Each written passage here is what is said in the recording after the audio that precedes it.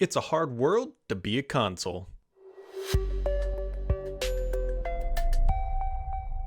And just like that, my friends, it is another Friday here in, I was going to say America, but on planet Earth. So it should be Friday just about everywhere in the world at some point over the next 24-hour period. Hopefully you had a wonderful week. We're in August here, back to school season, Christmas shopping season upon us. Hopefully everybody had a wonderful week. Things are starting to warm up here with some of the news. So let's just dive into the tech news of the week. Hopefully you had a good time. Wonderful week. Let's go, because here we are. So first things up, Microsoft is adding 2 new AI features to Clipchamp. Yeah, everybody's been waiting for this, but actually these are pretty legitimate features. If you use Clipchamp, that is. So background removal and noise removal. So these are AI-powered features. Remove backgrounds, remove background noise, that sort of stuff. That's legitimately useful for people. And so, hey, it's being added to Clipchamp. Things I think that are a little bit more interesting, at least to me. The Surface Laptop 7 and Surface Pro 11 for business are now available for pre-orders. Those will arrive in September. And generally speaking, I think both of these products have been very well received, like better received than some of their previous products. Like the ARM stuff is really starting to catch on. Gaming, this isn't your cup of tea, but for like general compute, browsers and general workloads, these things are pretty darn good. And I think this is really, really, really good news for just PC fans in general, and just overall, like, hey, more options, better options, that sort of thing is good. Something that may not be so good for some people is Microsoft is ending support for Windows 11 versions 21H2 and 22H2 in 60 days. So if you're still running an older version of Windows 11 and you're grasping to it, you should really just go download a later version, because, hey, whatever else.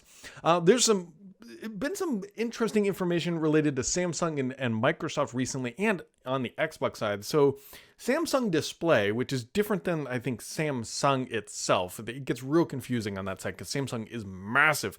But either way, they have reportedly won a contract from Microsoft for micro LED displays. Now, initially, this was being reported as like, this is the handheld. This is the Xbox handheld. It is happening. Samsung has won the thing. But like when people started to dig into this and looked at the sourcing a little bit more, it looks like this is more headset related. So either Microsoft is building like a mixed reality headset again, which it feels a little off, but it might be related to HoloLens. So we will find out where this display eventually lands, but it's a micro OLED display, and Microsoft has reportedly bought some, reported to be in the hundreds of thousands of units, so not like a huge purchase. So especially if, and I might be wrong on this, but if it's a mixed reality display or HoloLens, HoloLens doesn't usually use display, so I don't know. We will see. This one's interesting. I guess you can't rule out that it's for a handheld, but Microsoft has ordered a bunch of displays from Samsung, and so we will see. The Microsoft Store is finally getting proper change logs, which feels, I don't know, about a decade overdue, and separate download pages, so that is good news if you're just trying to understand what changes were happening to your favorite apps.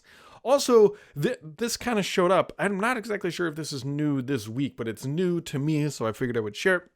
There's this new Sticky Notes app, which is really just part of OneNote, I believe.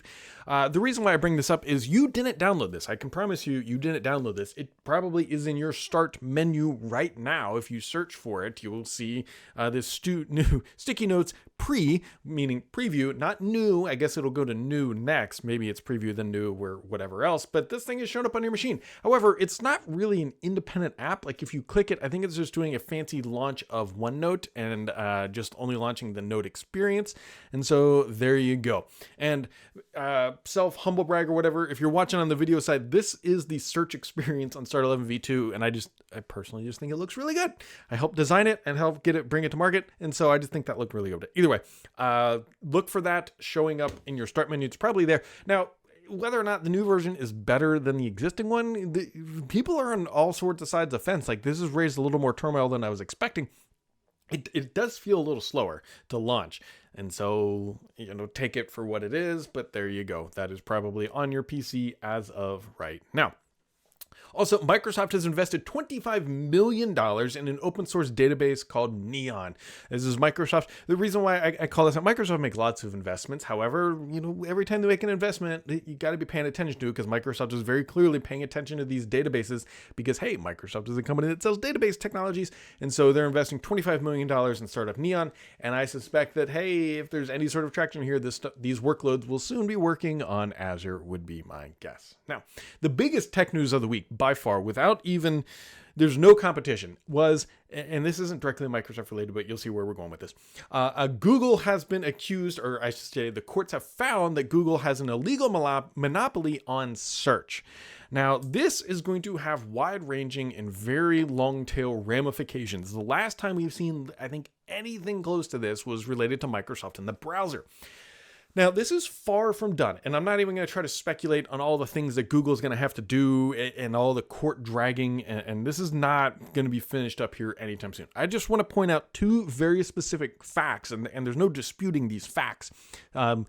Google pays Apple, I think it was $20 billion a year to be the default search engine, and that's part of the issue here. Is the government's like, look, if you have $20 billion to be the default search engine on another product, nobody can compete with that. Even if you have a subpar product, nobody can compete with that, and blah, blah, blah. You can go read the ruling yourself. However, that is literally straight pure margin for Apple. And I believe it's in their services division. So this back of the napkin math is like 20 to 25% of their services margin is them just opening up their check account and waiting for Google to deposit the funds, which probably is, I doubt they do 20 billion all at once. They probably do like 5 billion a quarter or something like that to make everybody happy. But either way, Apple makes $20 billion by going to their config.ini or whatever it's called on Mac OS and changing the default string to Google instead of something else, with doing no work, like literal no work. So that is the first big ramification. The second one is much more potentially bad, which is Firefox. Now, Firefox gets $400 million a year from Google to be the default search engine. And you gotta bet your busters that is gonna be going away, which makes you wonder, like, what is Firefox gonna, like, how is Firefox gonna pay its bills? Especially, there's a lot of anger about how much the CEO of Mozilla pays himself. And I can guarantee you that is probably changing here in the very near term future, because you have to imagine that Google is not going to be allowed to do this anymore. And so how's Firefox going to pay its bills? Like, your largest payroll or paycheck is just going to vanish like overnight. Unless like the government comes and says, hey, you got to keep paying Firefox because they build an alternative browser. And if you stop paying them, that browser's probably going away. And that really increases your market position. So like maybe they have to do it. Some people on the Twitters and the X's and the threads are speculating like, no, they won't go away. Bing will pay that fee. You guys, Microsoft is not going to pay that. Here's why.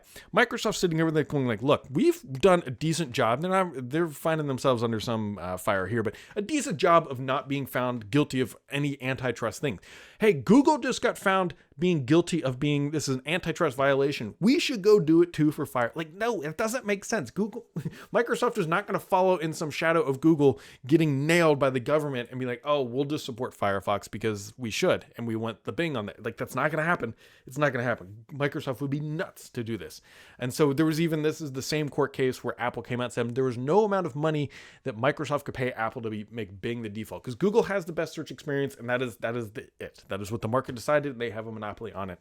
And so this one, my friends, will be super de-duper interesting to watch, to see, because the initial sort of thoughts and opinions from like the courts and everything else make it look like this is not going to retroactively make them do something. It's going to be more about how AI search, right? Remember, OpenAI just came out with their own search thing. We would imagine Apple might build their own now that they're kind of forced to do that and they don't get that free ride. Who knows? But we will see. This is definitely going to have some impact going forward, no doubt about it. So, on to the gaming news, my friends. So we got a first look at Call of Duty Black Ops 6. Yes, I keep thinking it's 5. The zombies mode. The zombie mode is going to be a core part of the experience. There's always like 3 tenets to this. Actually, maybe there's not 4. So you always have the campaign.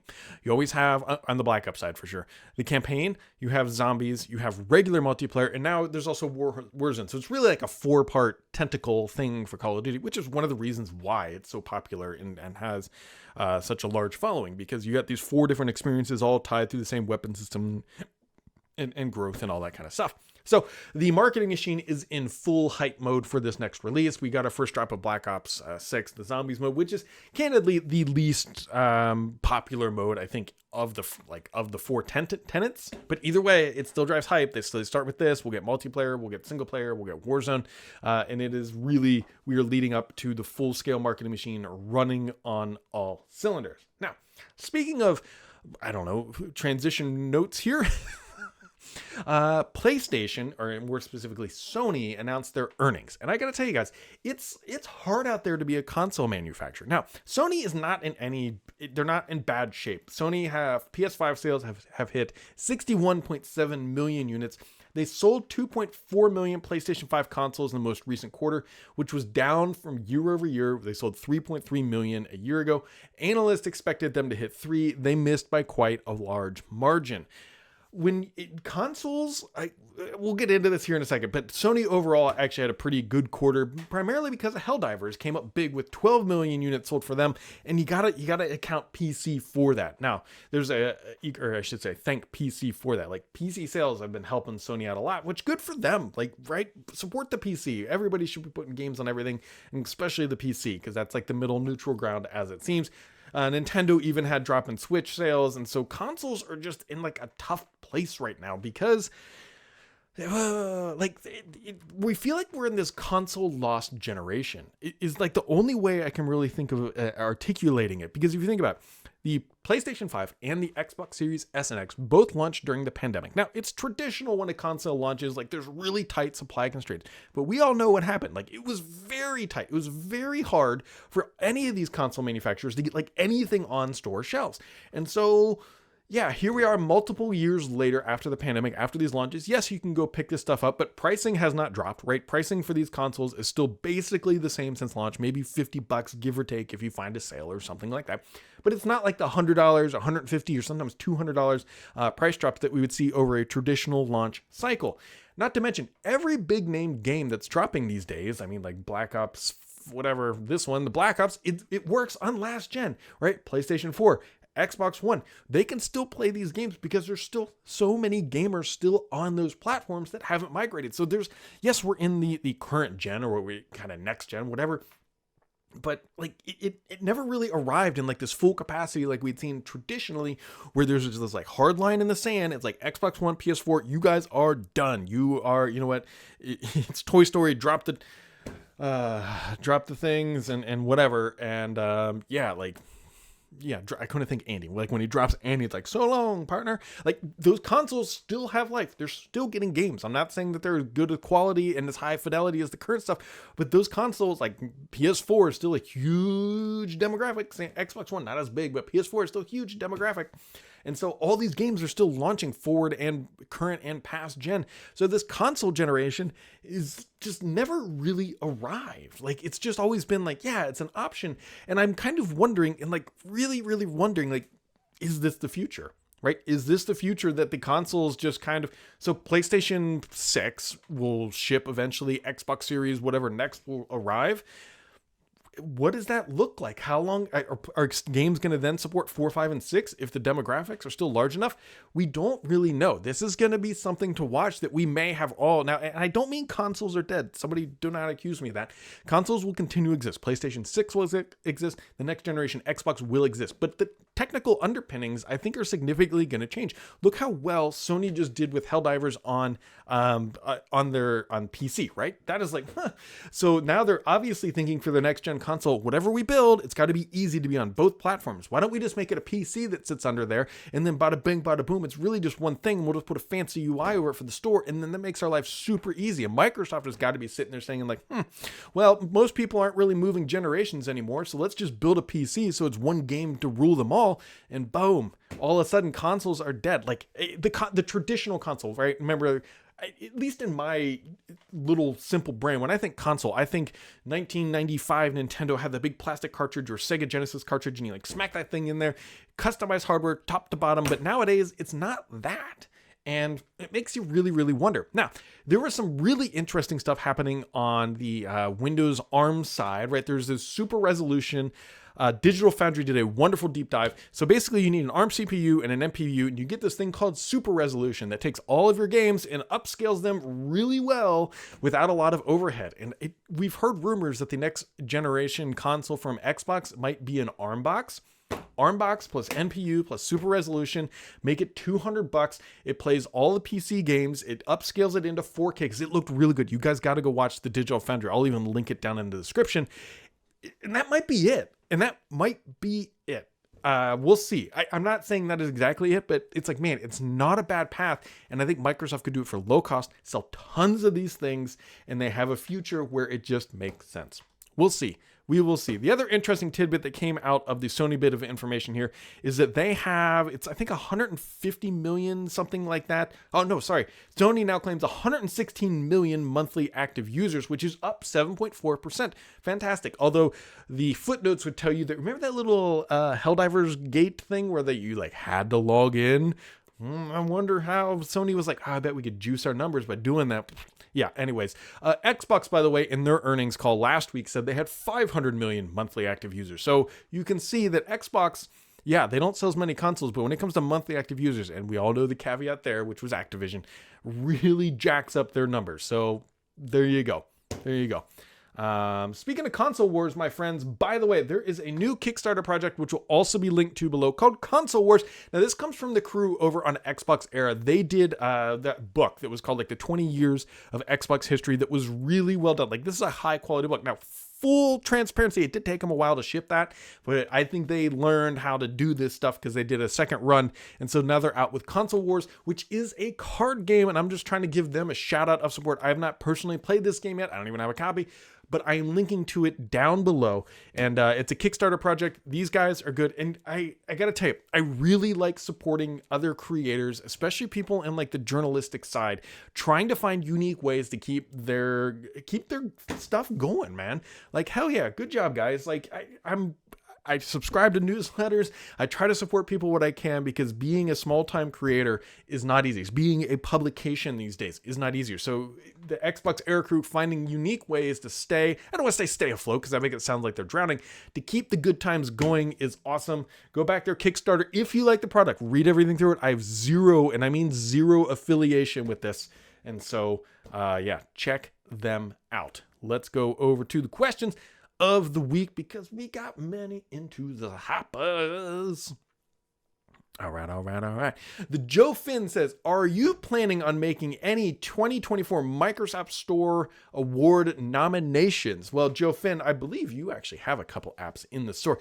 I don't know. This is a great question. I should probably look into this. I can't nominate my own apps at startup because our apps are actually not in the store, at least as of right now. So that's a good question. I don't know. If you've got any recommendations that should be, please shout them out below. Mr. PKI dropping 2 questions as he likes to do. You say the only capital B, capital S on this channel is you. Is there any BS anywhere else? I'm trying to get through your content filter. So if there's a content filter on my Outlook, I can tell you it's not very good. So there's a lot of BS in my inbox. There's also a lot of BS on social media. I'm not going to call out anybody specifically for the BS because that's not going to help anybody along the way. Just make sure everybody keeps it subscribed here, as always. Mr. PKI with the second question, he says, with the latest Google court ruling, will we see Bing as the default search engine anywhere outside of the Edge browser? This is a great question. Now, the question becomes like, where are the actual opportunities for Bing to be the default? Well, there's obviously Apple, right? There's DuckDuckGo, there's Firefox, potentially, but I would like to think, no, doesn't DuckDuckGo have its own search engine? I think they do, but it's built off the back of Bing. So it's not really like a native search engine or a unique search engine if you want. Maybe a new search experience, that is possible. Brave could be maybe another one, although Brave tries to play the privacy bent, so maybe not. I don't know about Arc Browser, if they'll even be around. I don't know. I just imagine Microsoft sitting there saying Google just got nailed in court for being a monopoly for buying search default experiences. We would be crazy to go out and pay money to do this because, hey, like we're going to get nailed for the same thing. So I don't know. That's a great question. Simon says, hi, Brad. Have you tried Riot's Valorant? It is now on Xbox. I haven't yet. I have not yet, but I will because it's an FPS. I think it's FPS or is it third person shooter? Whatever. It's a human shooter from like a low perspective. I can't remember. I will try it out. To me, it feels more like closer to an Overwatch-ish. Someone's going to call me out and be like, no, it's kind of like a CSGO meets Overwatch. I guess maybe that's the better way to describe it than less like a Warzone. I haven't tried it out, but I definitely will. I've still been playing a lot of Age of Empires and Age of Empires. Actually, I'll tell you what new game I just downloaded today. It is available. Again, no affiliation to them. It's Cat Quest 3 is now out. So you either know this series or not. I play it with my daughter. It's a great couch co-op, like RPG style game. My daughter loves it. We've played 1, we played 2, and now Cat Quest 3 is now out. I can't remember, it's like Brothers Games, I think makes it, but it's Cat Quest 3. If you have a little kid and you can't get Bluey to work on your console, like I still cannot get Bluey to play on my console, Cat Quest 3, it's $20. So far, I'm 35 minutes into it with my daughter, and the memories will last a lifetime, so that is all that really matters. Next question comes from Greg28. He says, Brad, on Twitter, you said that you got an email about somebody saying you should change your podcast to get more views. What was that about? Yeah, so every once in a while, and maybe I said on, I think Twitter, like every couple years, it's probably like once or twice a year, I get an email that says, hey, Brad, if you did this or whatever, you would get so much more views and you grow the hell out of your podcast and you become a full-time creator. It's like, okay, first off, this podcast, this little brain rambling that I do every week was legitimately started to help me just process everything that happened during the week. I've been doing this for 9 years. We're now, I've tried to run the numbers again. We're somewhere around 10,000 people will listen to this. It really fluctuates. Like audio is pretty stable. It's been like about 6K on the RSS feed subscription side. And then you can go look at what the YouTube does. It's somewhere between 4.